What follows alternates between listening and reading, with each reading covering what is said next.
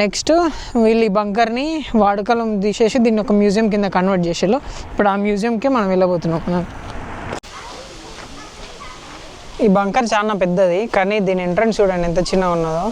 అంటే maybe enemies ఇక్కడికి రాకుండా వీళ్ళు అట్లా కట్టుకున్నారేమో తెలియదు కానీ ఇదైతే చాలా అంటే చాలా చిన్నగా ఉన్నది. ఇక్కడ సైడ్కి అడ్వెంచర్ యాక్టివిటీస్ కూడా ఉన్నాయి కానీ యాక్టివిటీస్ అనేవి చాలా కాస్ట్లీ ఉంటాయి. సో అందుకే నేనేం యాక్టివిటీస్లో వెళ్ళట్లేదు, సీదా లోపలికి వెళ్ళిపోదాం. పెద్ద పెద్ద చెట్లు ఉన్నాయి. అసలు ఇక్కడ వర్షం వచ్చిన టైంలో కానీ ఇక్కడికి వస్తే మాత్రం మామూలు కాదు భయం ఇక్కడ ఈ ఏరియాలో. అందుకే ఇది 4 PM క్లోజ్.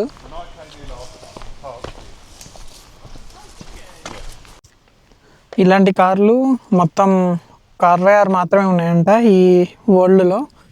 సో సోవియట్ అంటే I mean like cold war టైంలో ఆ టైంలో ఈ కారు చాలా బాగుంది. అండ్ ఇది ఆ టైం యొక్క బంకర్, అది దీని ఏమంటారు ట్యాంకర్ ఇది.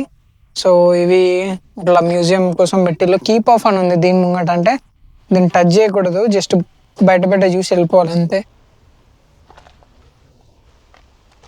ఈ బంకర్ హిస్టరీ ఏంటి అంటే ఒకవేళ కోల్డ్ వార్ టైంలో ఇక్కడ కనుక ఏదైనా న్యూక్లియర్ అటాక్ జరిగితే పిఎంతో సహా అందరూ ఈ బంకర్లోకి వచ్చి ఇక్కడ నుంచి వీళ్ళ కమాండ్ సెంటర్ అన్నట్టు. ఇది అంటే కమాండ్ సెంటర్ అంటే తెలుసు కదా, ఇక్కడ నుంచే ఆపరేట్ చేయొచ్చు, నెక్స్ట్ స్టెప్స్ ఏం తీసుకోవాలని చెప్పి వీళ్ళు ఇక్కడ నుంచే డిసైడ్ అవుతారు అన్నట్టు. అది దీని హిస్టరీ. ఇప్పుడు దీని లోపలికి వెళ్ళాలంటే పర్ అడల్ట్స్ 15 pounds కట్టాలంట, చిల్డ్రన్ అయితే 13, అండ్ స్టూడెంట్స్కి అయితే ఎలాంటి డిస్కౌంట్ లేదు. 4 PM వరకే ఉంటుంది.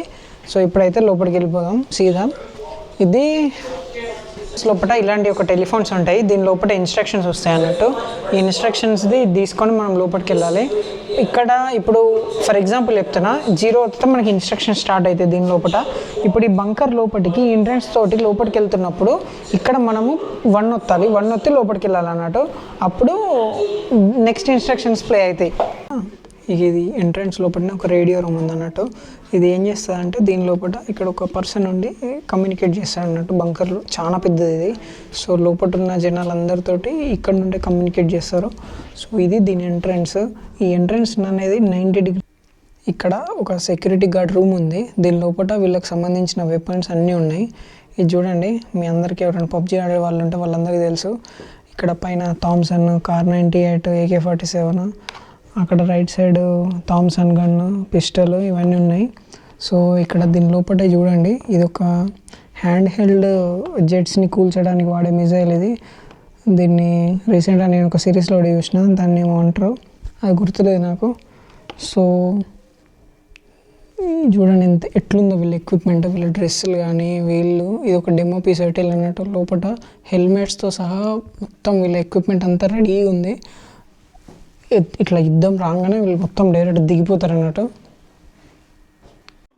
సో ఇది ఇప్పుడు టెలికమ్యూనికేషన్ ఏరియా అన్నట్టు. ఈ గ్రౌండ్ ఫ్లోర్లోనే ఉంది వీళ్ళది.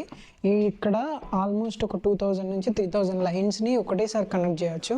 సో దీని లోపల ఇప్పుడు వీళ్ళది బ్రిటిష్ బ్రాడ్కాస్ట్ ఛానల్ లేదా ఈ గవర్నమెంట్ BBC, దీనికి సంబంధించిన రేడియో రూమ్ కూడా ఉంది. వీళ్ళు మొత్తం ఆపరేషన్స్ అన్ని ఇక్కడ నుంచే చేస్తారు అన్నట్టు. ఫర్ ఎగ్జాంపుల్ చెప్పాలంటే ఇప్పుడు సడన్గా ఒకటి ఏమన్నా జరిగింది అనుకోండి, వీళ్ళ మీద ఎవరన్నా వేసిళ్ళు అనుకుందాం ఫర్ ఎగ్జాంపుల్. వేసిన తర్వాత ఏం చేస్తారంటే నెక్స్ట్ దీని లోపలికి ప్రెసిడెంట్ వీళ్ళందరూ వచ్చేసి నెక్స్ట్ ఇక్కడ నుంచే వీళ్ళు ఆపరేషన్స్ అన్ని స్టార్ట్ చేస్తారు. సో దానికి సంబంధించిన సర్వర్ రూము, దానికి సంబంధించిన కమ్యూనికేషన్ రూము ఇక్కడనే ఉంటాయి వీళ్ళన్నీ. ఇక్కడ నుంచే వీళ్ళు మానిటర్ చేస్తారు, రేడియేషన్ ఎంత ఉంది, జనాలు ఎట్లా ఉన్నారు, బయటికి రావచ్చా లేదా అని చెప్పి ఇక్కడ నుంచే కమ్యూనికేట్ చేస్తారు అన్నట్టు. సో దానికి సంబంధించింది ఇదంతా.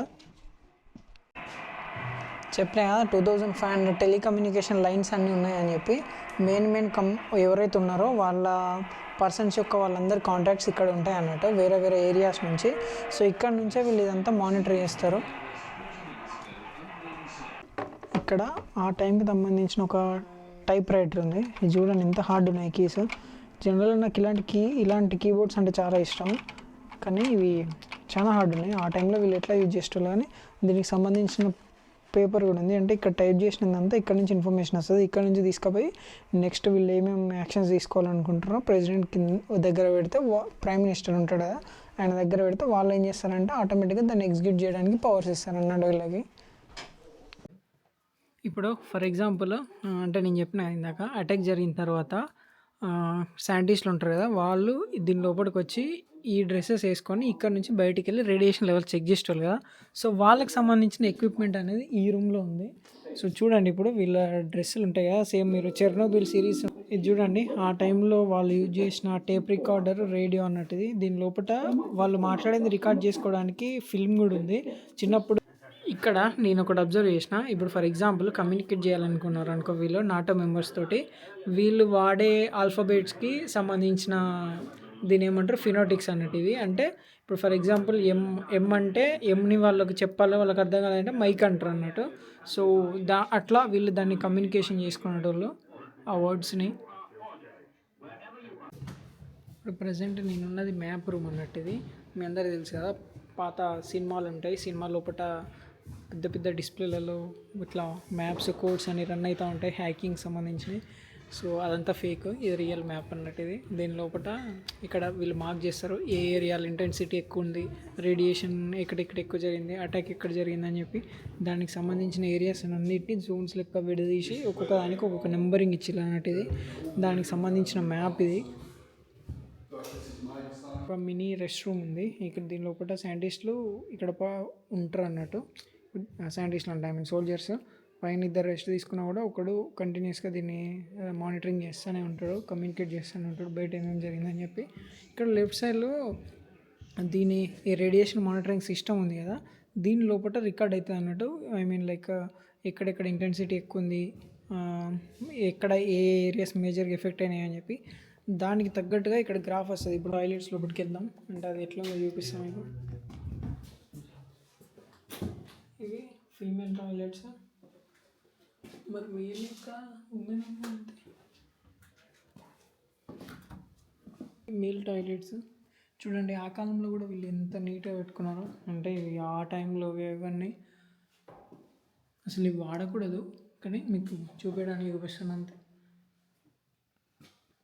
సో ఇదంతా చూడండి పాత విఠలార్య ఏదో సినిమా ఉంటాయి కదా, సినిమా టైప్ ఉన్నది ఇదంతా. మొత్తం అన్ని కంప్యూటర్స్, లేటెస్ట్ టెక్నాలజీ. ఆ టైంలోనే వీళ్ళ దగ్గర ఇంతగానో ఉండేది.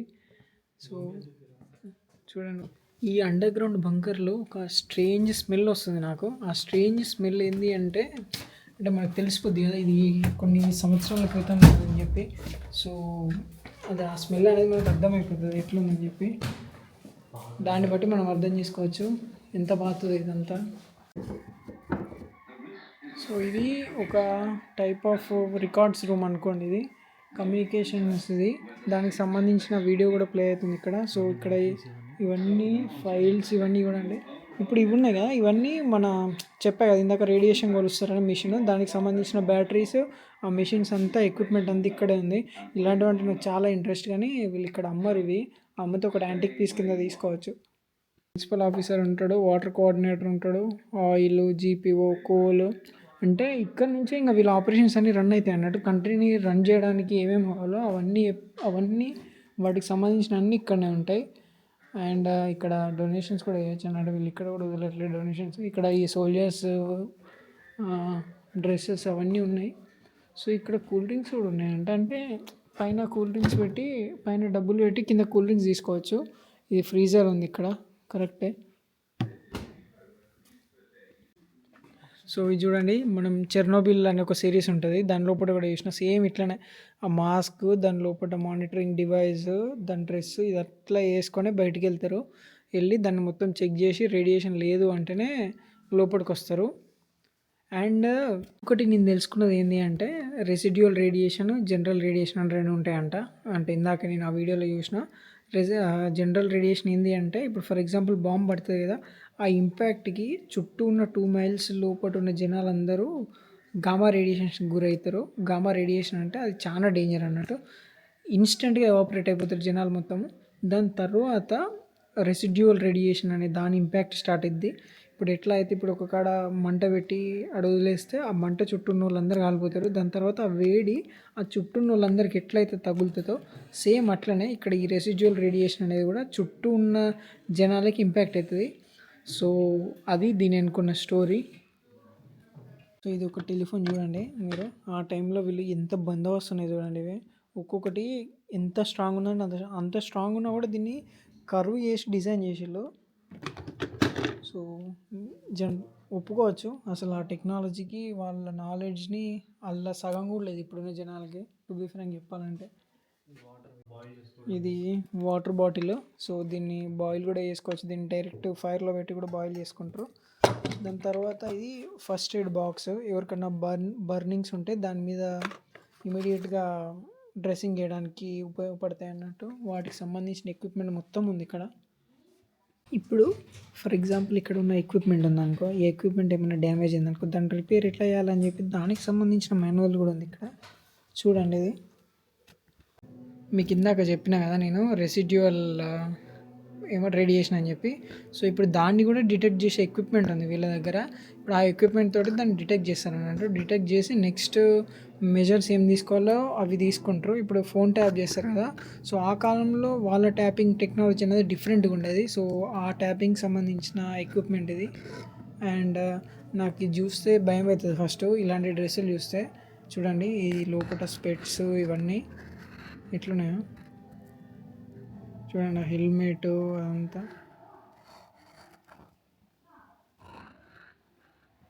అంత డేంజర్ అన్నట్టు వెపన్ అది.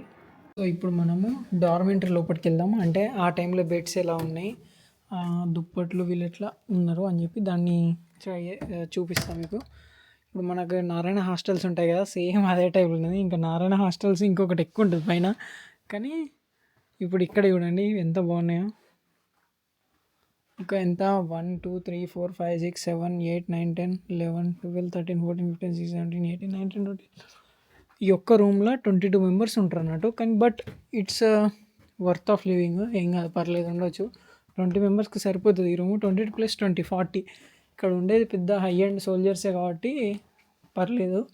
ఇప్పుడు ఇవి చూడండి, వీళ్ళు తినే ఫుడ్ ఐటమ్స్. ఒక్క బాక్స్ ఫర్ లేవురా. చూడండి ఈ కిడ్నీ బీన్స్ ఉంది కదా, ఇది 40 pence బాక్స్ ఆ టైంలో.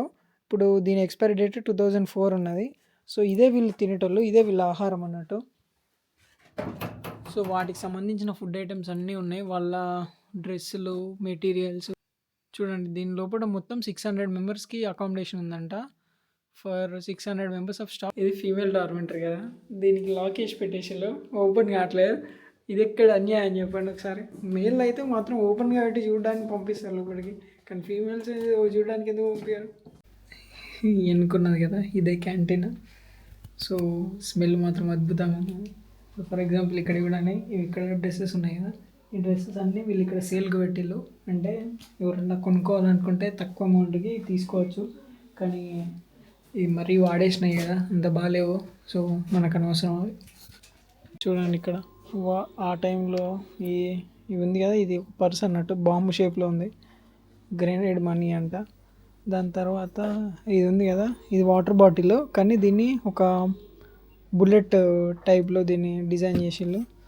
అండ్ దీని తర్వాత నెక్స్ట్ ఇది ఉంది కదా, ఇది ఒక బుల్లెట్ అన్నట్టు, పెద్ద గన్లో వాడేది. సో దానికి సంబంధించిన స్టోరేజ్ అయినా దీని లోపల మనం ఏం స్టోర్ చేసుకుంటాం, వీళ్ళు అసలు ఎందుకు పెట్టిಲ್ಲ ఇవి మరి. సో ఆ టైంలో వాచెస్ ఉంటాయి కదా, ఆ టైప్ దీన్ని డిజైన్ చేసినట్టు. దీని కాస్ట్ 8 pounds అంట. సో ఇది ఫైర్ మిసైల్, మరి ఇది దేనికి వాడతారో మనకు తెలియదు, కానీ ఇది తెలుసు కదా మీకు. ఇది ఒక్కొక్క థ్రెడ్ మనిషి వెయిట్ని ఈజీగా ఆపుతాయి, అంత స్ట్రాంగ్ ఉంటుంది ఇది. సో ఇవి 5 pounds పెట్టిళ్ళు ఒక్కొక్కటి. బ్యాగ్స్ ఇవన్నీ. సో చూడండి క్యాంటీన్ ఎంత పెద్దగా ఉందో, ఒక 5-star హోటల్లో క్యాంటీన్ కూడా పనికిరాదు దీని కిందకి. సో వీళ్ళు ఇంత అడ్వాన్స్డ్గా అంత బాగా చేసుకున్నారు. ఇక్కడ మీరు ఏ ఫుడ్ ఐటమ్ అన్నా మీరు తీసుకోవచ్చు, చెప్పిన కదా, ఇక్కడ మీరు ఏ ఫుడ్ ఐటమ్ అన్నా మీరు తీసుకోవచ్చు. కాకపోతే ఏంటంటే పైన హానెస్టీ బాక్సెస్ అని ఉన్నాయి కదా, దాంట్లో కూడా మనీ పెట్టాలి. జనరల్గా ఇక్కడ యూకేలో ఉన్న వాళ్ళకి అందరికీ సివిక్ సెన్స్ ఎక్కువ కదా, సో కాబట్టి వాళ్ళు డబ్బులు పే చేయకుండా అస్సలు తీసుకోరు. నేను కూడా ఇక్కడికి వచ్చిన తర్వాత అది అలవాటు చేసుకున్నాను, కాబట్టి నేను కూడా ఒక్కటి కూడా ముట్టుకోను. మీరు కూడా అలవాటు చేసుకోండి. సో ఇది చూడండి, ఒక చిన్నపాటి మిజైల్ ఉంటుంది కదా, ఆ టైప్లో డిజైన్ చేసి పెన్ను, ఒక్కొక్కటి. ఇది కూడా ఇది ఇవి ఉంటాయి కదా, దాన్ని ఏమంటారు, టొమహాక్ మిసైల్స్, సేమ్ అదే టైప్లో ఉన్నది డిజైన్. ఇక్కడ ఉన్నాయి కదా, ఇవి జెన్యున్ క్యాప్స్ అంట. ఎవరికైనా కావాలంటే 10 pounds పెట్టి తీసుకోవచ్చు. సో ఏదైనా తీసుకోవచ్చు. ఈ క్యాప్స్ చాలా బాగున్నాయి క్వాలిటీ, కానీ మనం ఏం చేసుకుంటాం చెప్పండి ఇవి తీసుకొని. So waste. ఇప్పుడు ఫర్ ఎగ్జాంపుల్ ఎవరికన్నా హెల్త్ బాగాలేదనుకో, సిక్ రూమ్ ఉండాలి కదా, ఇప్పుడు ఆ సిక్ రూమ్ చూపిస్తే కూడా.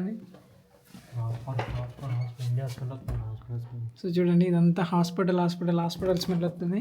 ఆ టైంలో ఆక్సిజన్ సిలిండర్స్ అనేవి చాలా చిన్నగా ఉండేవి కదా, సో అందుకే ఇక్కడ చూడండి కూడా శవం ఉన్నది. శవం అంటే నిజం శవం కాదు. చూడండి, జనరల్గా ప్రికాషన్స్ తీసుకుని రావాలి, కానీ మనకు ఏం లేదు. ఇక కింద ఇక్కడ టాయిలెట్ కూడా ఉంది. ఇక్కడ ఎవరికైనా దెబ్బలు తాకి ఇంకా సివియర్గా సిక్ ఉంటే సోల్జర్స్ వాళ్ళని తీసుకొచ్చి పెడతారు. పైన ఆక్సిజన్ సిలిండర్ ఉంది, కింద పెట్టిలు అన్నట్టు. ఇది జస్ట్ ఒక ఎమర్జెన్సీ పర్పస్ మాత్రమే. ఇది తెలుసు కదా, టాయిలెటరీస్ అంటే కింద పేషెంట్ కడ పెడతారు కదా అవి. ఇక్కడ ఒకటి వాష్ బేసిన్ కూడా ఉంది. ఆ టైంలోనే వీళ్ళ దగ్గర ఐ మీన్ లైక్ ఇంటీరియర్ కానీ వీళ్ళు మొత్తం చాలా అడ్వాన్స్డ్ వీళ్ళు. ఇది ఆపరేషన్ థియేటర్. ఇప్పుడు ఈ అమ్మ ఒక సెకండ్ నాకు భయం అయింది, వీళ్ళందరూ నిజంగా ఇవన్నీ బొమ్మలే. ఇది రికార్డ్ చేద్దాం ఎట్లా.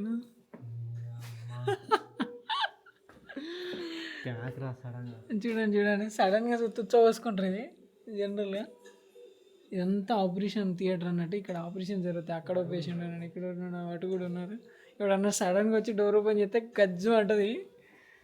అంత దారుణంగా ఉంది ఇక్కడ పొజిషన్. ఫైనల్లీ దీని టూర్ అయితే అయిపోయింది. ఇప్పుడు క్యాంటీన్ నుంచి బయటకు వచ్చేటప్పుడు మా దగ్గర డివైస్ ఉంది కదా, అది మేము లోపల ఇవ్వకుండా బయటకు వచ్చేసినాం అన్నట్టు. అది వచ్చేటప్పుడు ఆటోమేటిక్గా మొత్తుకుంటుంది, అది సిగ్నల్ ఇస్తుంది లోపల ఉన్న వాళ్ళకి. సో కాబట్టి ఆయన ఏమన్నాడంటే, నువ్వు పేమెంట్ చేయలేదు కాబట్టి పేమెంట్ చేయని చెప్పిండు. సో అందుకే వెళ్ళి మళ్ళీ నేను యూట్యూబర్ కాబట్టి 5 pounds ఎక్స్ట్రా పే చేసి 15 pounds అది మొత్తం 20 pounds అయింది నాకు. దీనికి మీకు చూపిస్తే చూడండి, ఇది క్యాంటీన్ నుంచి బయటికి వచ్చేది దారి అన్నట్టు. ఇది బంకర్ ఎగ్జిట్. చూడండి ఎంత నేరో ఉందో బంకరు, అనిపించట్లేదు కదా. పైన మొత్తం చెట్లు, కింద మొత్తం అండర్గ్రౌండ్ బంకరు. ఇది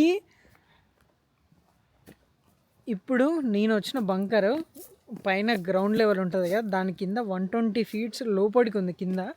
అండ్ ఆ కింద కూడా దాని పైన ఉన్న కాంక్రీట్ అనేది చాలా మందం ఉంటుంది. అంటే ఈ బంకర్ న్యూక్లియర్ రేడియేషన్ని, న్యూక్లియర్ బ్లాస్ట్ని తట్టుకొని నిలబడుతుంది అన్నట్టు అది. సో నాకు ఈరోజు చాలా తెలిసినాయి. అంటే కొన్ని విషయాలు నాకు ఆల్రెడీ తెలుసు, వీళ్ళు ఎట్లా కమ్యూనికేట్ చేస్తారు ఆ టైంలో, దాని రేడియో సిగ్నల్స్ అనేవి ఎలా పంపిస్తారని చెప్పి. అంటే ఇది బుక్స్లో ఉన్నప్పుడు కొంచెం చదివేటప్పుడు నాకు కొంచెం అతి ఎక్కువ అన్నట్టు, కొంచెం ఎక్కువ చదువుతా.